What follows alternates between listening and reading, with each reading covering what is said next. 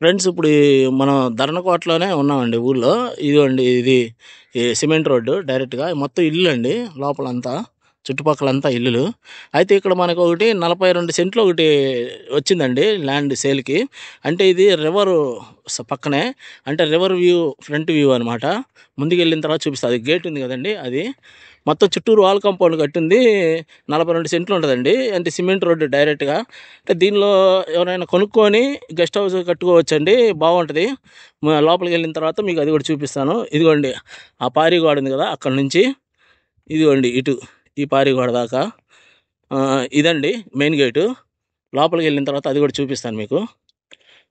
ఇదిగోండి ఫ్రెండ్స్, ఇప్పుడు మనం లోపలికి వచ్చాం, ల్యాండ్ లోపలికి గేట్ తీసుకొని. ఇదిగోండి చుట్టూరు వాల్ కాంపౌండ్ కట్టారు కదా, ఇదనమాట. మొత్తం 42 సెంట్లు అండి ఇది. ఇది చూడండి ఫ్రెండ్స్, ఇది మొత్తం వాల్ కాంపౌండ్ కట్టారు. ఇదండి ఇదంతా 42 సెంట్లు అనమాట ల్యాండ్. అదిగోండి ఆ చివరి వాల్ కాంపౌండ్ ఉంది కదా, అదిగోండి ఆ గేట్లు.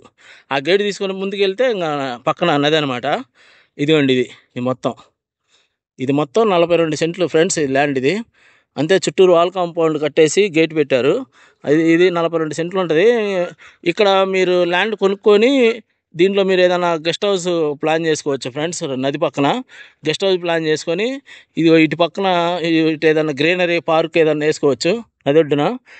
అదంతా కృష్ణా నది అండి పైన కనపడేది. ముందుకు వెళ్ళిన తర్వాత కొంచెం అది చూపిస్తాను మీకు కూడా. ఇదిగోండి ఫ్రెండ్స్, ఇదంతా కనపడేదంతా మీకు నది అనమాట లోపల. అదిగోండి కృష్ణా నది ఉంది కదా, అదిగోండి ఆ చివర అది మొత్తం నది అదంతా.